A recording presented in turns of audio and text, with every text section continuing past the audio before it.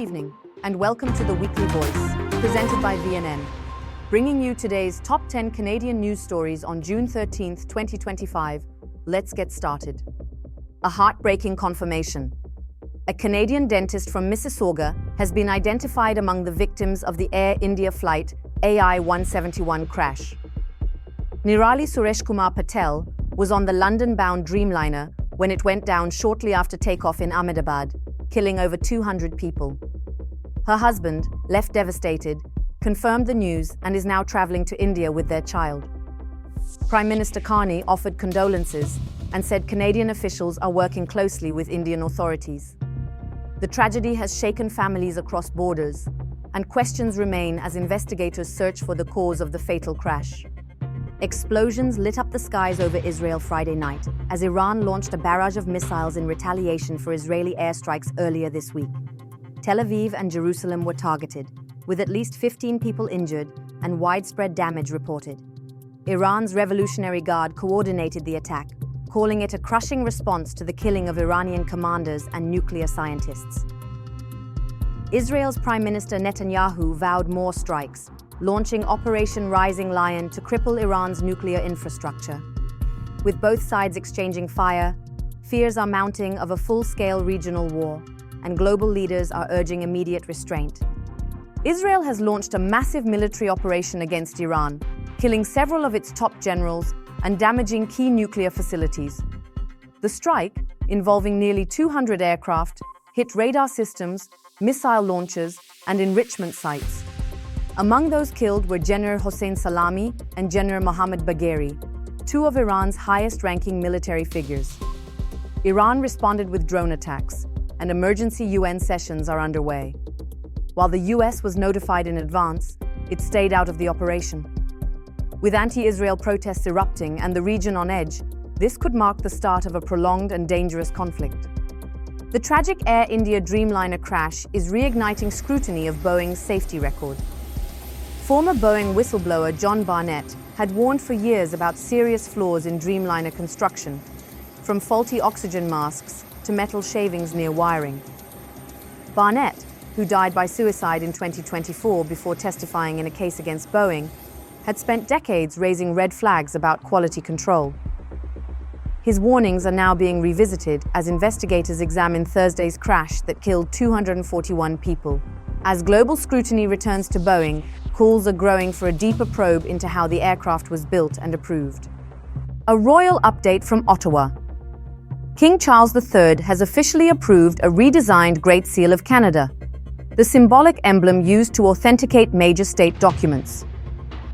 The new design features the Canadian royal crown and motifs inspired by Parliament's centre block, blending tradition with modern identity. Governor-General Mary Simon called it a powerful symbol of national sovereignty. This is the sixth version of the Great Seal since 1867, with each monarch receiving a unique design. It's another sign of Canada's evolving identity within its constitutional monarchy. A defining chapter in Canada's public health history is closing. Dr. Theresa Tam will step down as Chief Public Health Officer on June 20th, ending a 7-year term that saw her become the face of Canada's COVID-19 response.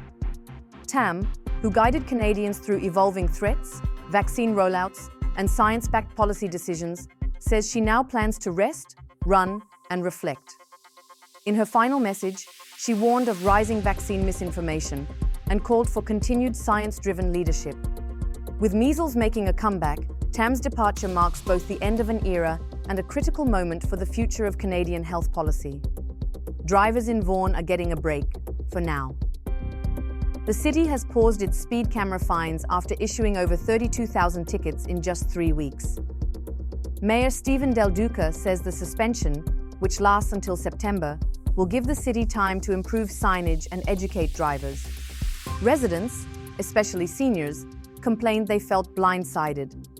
But support for cameras remains strong, with many calling for more in high-speed areas. From warning letters this summer to a possible full return in the fall, the program is under review, with fairness, safety, and transparency all on the table. In a chilling revelation, sources say the RCMP placed former NDP leader Jagmeet Singh under protection in 2023 after he was allegedly monitored by a suspected foreign agent. The surveillance, believed to be tied to Indian networks, reportedly tracked Singh's movements and family life. Singh confirmed the protection during the 2025 election campaign, but stopped short of naming the source.